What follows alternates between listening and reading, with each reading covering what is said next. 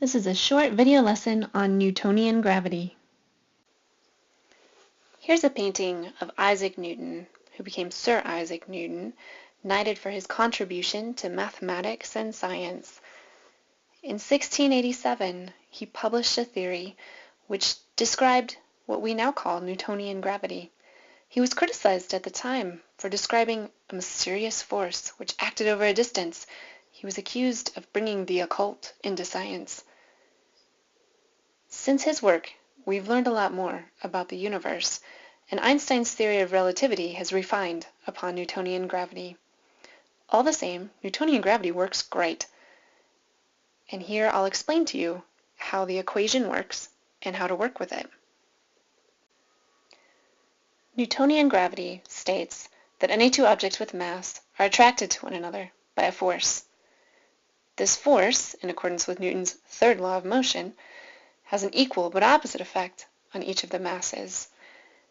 The strength of the force is proportional to the product of the masses and inversely proportional to the distance between them squared. Now, if you take a look at this, there's a units problem. The units of force are, well, we call it now the Newton, but these are kilograms, meters per second squared. Now, on the right-hand side of the equation, I have kilograms times kilograms divided by meters squared. Something is horribly wrong. In order to account for this discrepancy, we need a constant, a conversion factor basically, between whatever units the universe was designed in and the units we're currently using. And so this law is usually written, force equals capital G times the mass of object 1 times the mass of object 2 divided by the square of the distance between them. Again, capital G is a constant. It's a universal constant. It's the same all the time, everywhere in the universe. What units must G have? Well, we've got to cancel out one of these kilograms. We need a second squared in the denominator. And we need meters left over in the numerator here, so we need to cancel out that meters squared. There we go. G must have units of meters cubed per kilogram second squared. Now, let's take another look at this equation. The force of gravity is what gives things their weight. And if they're not accelerating, then the way we're used to writing the weight of an object is that it depends on the object's mass, and we multiply by lowercase g, which is the gravitational acceleration. So this must be equal to the gravitational force by Newton's law of universal gravitation. So mass 1 is the mass of the object that we're weighing. Mass 2 is the mass of that object's being attracted to. So if we're talking about the weight of something here on Earth, then mass 2 would be the mass of the Earth. Here, let's rearrange that right-hand side a little bit. Left-hand side will stay as it is. Right-hand side.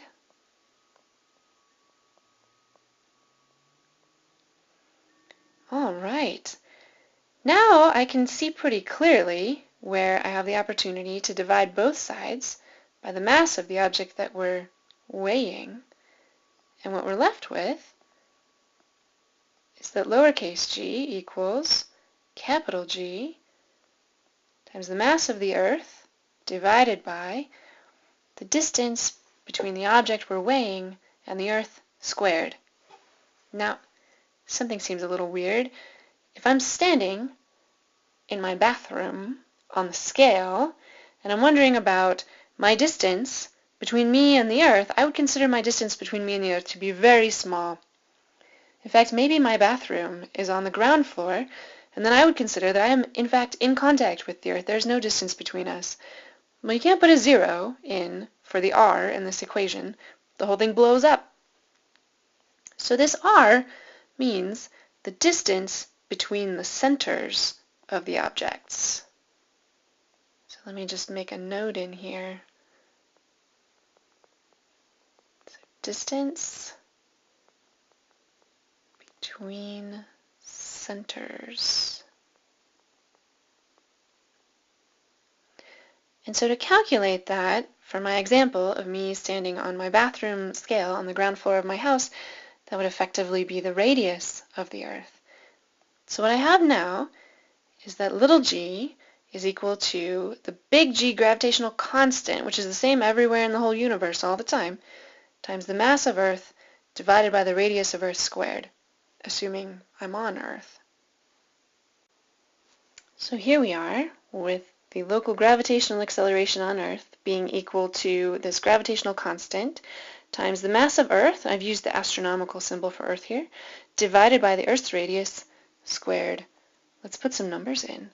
So we usually use 9.8 meters per second squared for little g, although I'd really like to pick up an extra sig fig, which turns out to be 9.81 meters per second squared equals whatever capital G is, times the mass of Earth is 5.972 times 10 to the 24 kilograms. I need to divide that by the radius of Earth, which is 6.37 times 10 to the 6 meters, and cannot forget to square that. That would get me into trouble. So to reduce this a little bit, 9.81 meters per second squared is equal to g times the result of that quotient, 1.471 times 10 to the 11.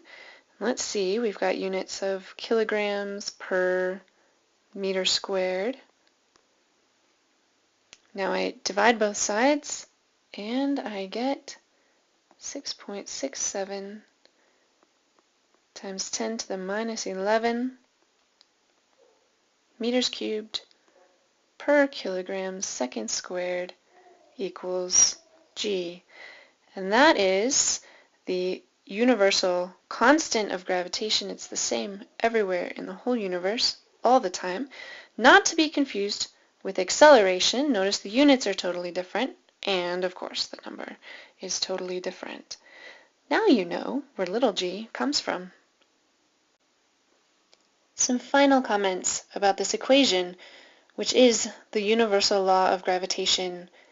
It describes the force of gravity between any two masses, anywhere in the universe, anytime. It's a pretty powerful equation. It turns out that the strength of gravity is proportional to the product of the masses. So if I suddenly doubled my mass, my weight would become twice as much. And if my mass stayed the same but the Earth's mass doubled, then my weight would also become twice as much. The force of gravity is also proportional to the inverse distance squared, or it's inversely proportional to distance squared. That means that as the separation between objects increases, the force of gravity between them falls off rather rapidly. For example, the force of gravity holds Earth in orbit around the Sun. If we doubled Earth's distance from the Sun, then the gravity would decrease to 1/4 of its original strength. Tripling the distance would bring it down to 1/9. Quadrupling the distance would bring it down to 1/16. It rapidly becomes very small. However, it never exactly, totally, goes to zero. This is sort of the mysterious thing about gravity. How is it possible that two masses, separated by the whole size of the universe, could still feel a force between them? And if one of them moved just a little bit, that would change the distance between them, and the other, according to this equation, would instantly feel a slightly stronger force of gravity. Now, practically speaking, these forces would be so tiny, but still, that's what this equation says. It says that all objects in the universe are connected by this force, even across the whole size of the galaxy. It never completely goes to zero between any two masses. This is the reason that it was somewhat controversial when Newton proposed it.